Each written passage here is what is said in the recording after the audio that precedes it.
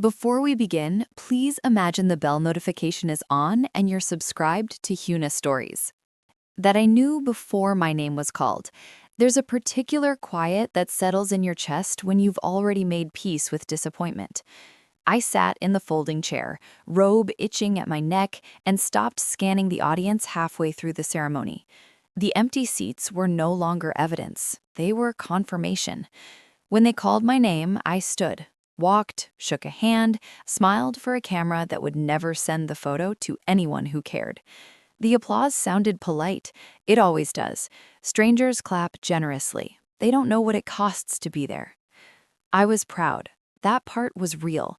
I'd finished my degree in my 40s after years of night classes, deferred assignments, and explaining to everyone why it mattered. But pride without witness feels unfinished, like a sentence without punctuation.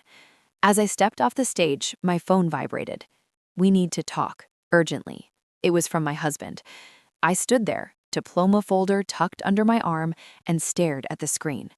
The word urgent felt almost ironic. Nothing had been urgent this morning when I reminded him what time the ceremony started. Nothing had been urgent when the kids asked if they really had to sit through a long, boring thing instead of going to their aunt's backyard barbecue.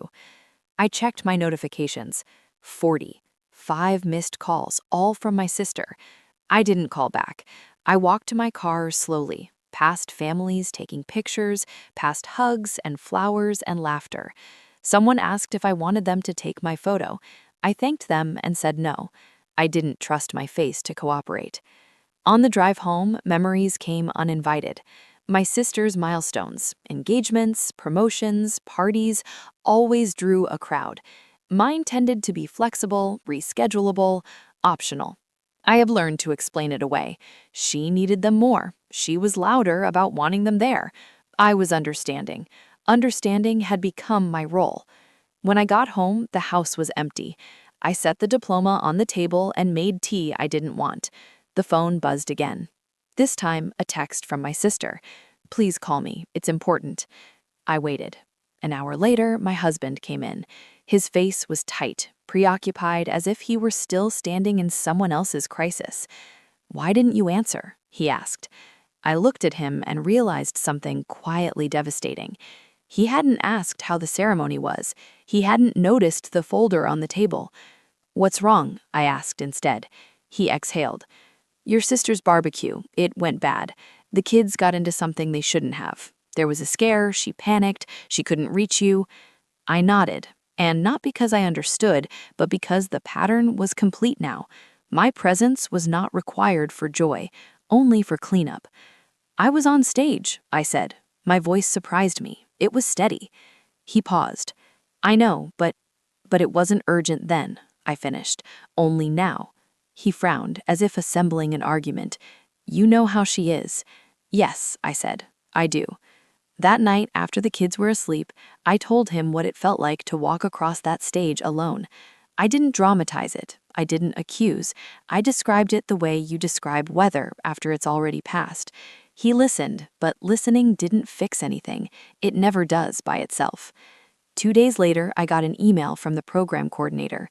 A short note congratulating me, followed by an offer to recommend me for a position connected to my fieldwork.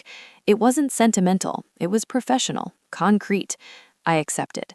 When my sister finally came over, she apologized quickly, the way people do when they're more uncomfortable than remorseful. She talked about the chaos, the stress, how she assumed I'd understand. "I always do," I said. She laughed, then stopped when she saw I wasn't joking. That was the moment things shifted. Not loudly, not permanently, but unmistakably. I stopped rearranging myself to be convenient. I declined invitations that conflicted with my work. I didn't rush to respond when urgency wasn't mutual. My husband struggled with it. So did I. Years of accommodation don't disappear cleanly. We are still together, but differently, with more silence, with clearer lines. Sometimes, late at night, I open the graduation photo the university sent me anyway. In it, I'm smiling, slightly unsure, standing alone. It isn't the picture I imagined, but it's honest.